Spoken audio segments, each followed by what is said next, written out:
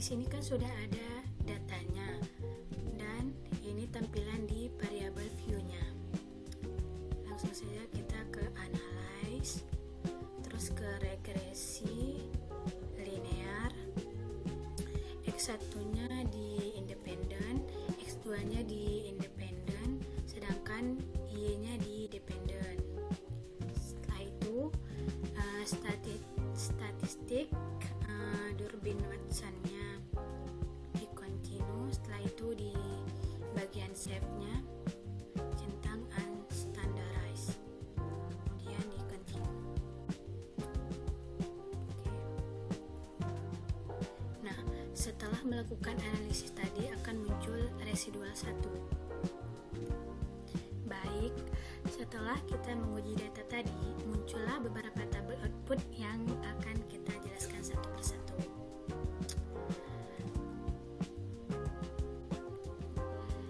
Nah, pada tabel pertama ini menunjukkan variabel independen dan dependen, yang dimana X1 dan X2-nya adalah independen, sedangkan variabel dependennya adalah Y. Dan metode yang digunakan adalah enter. Selanjutnya pada tabel model summary, nilai R-nya 0,853. Nilai ini menunjukkan hubungan yang sangat kuat antara variabel X1 dan X2 terhadap Y. Selanjutnya nilai R square 0,728, artinya sebesar 72,8%. Variasi pada variabel Y dapat dijelaskan oleh variabel X1 dan X2.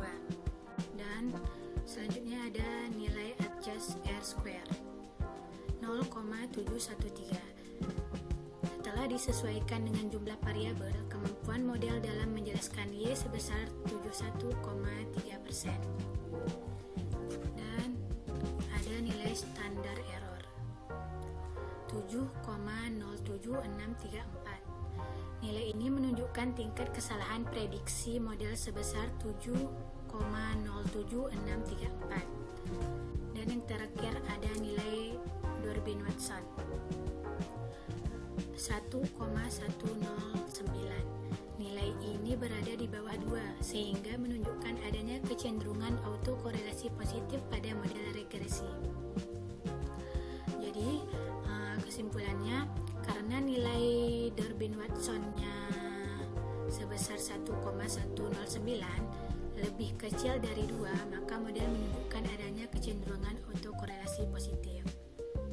Selanjutnya ada tabel ANOVA.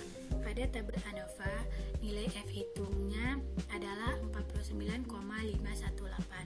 dan nilai signifikasinya sebesar 0,000, lebih kecil daripada 0,05, sehingga H0 ditolak. Selanjutnya tuh ada tabel coefficients.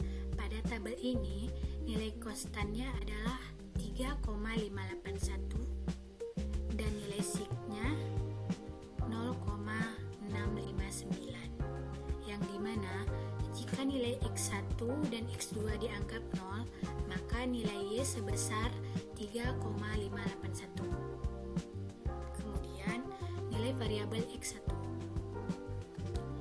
nilai B-nya minus 4,712 dan nilai T-nya minus 2,779 dan sig-nya 0,009.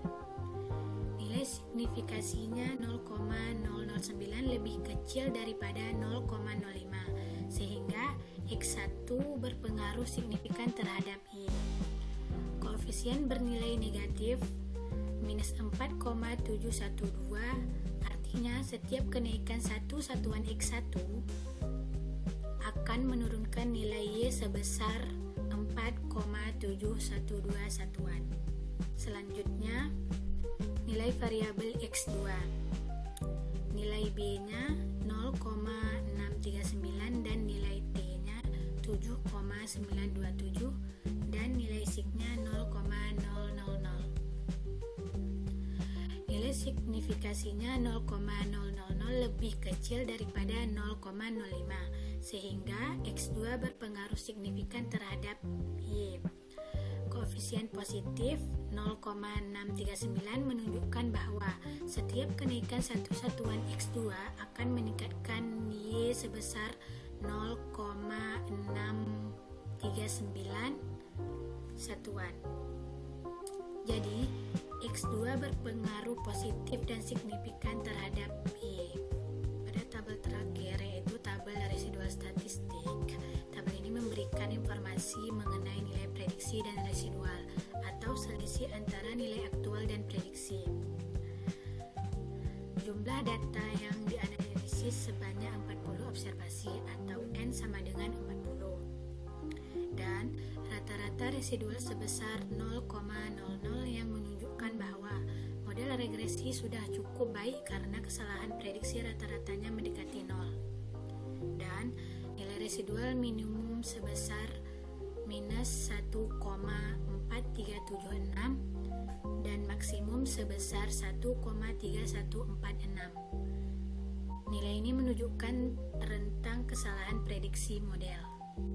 Jadi, kesimpulan dari keseluruhan output yang kita dapat, yang pertama, variabel X1 dan X2 secara bersama-sama berpengaruh signifikan terhadap Y.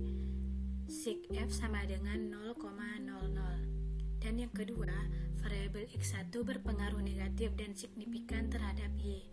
Sig sama dengan 0,009. Dan yang ketiga, variabel X2 berpengaruh positif dan signifikan terhadap Y.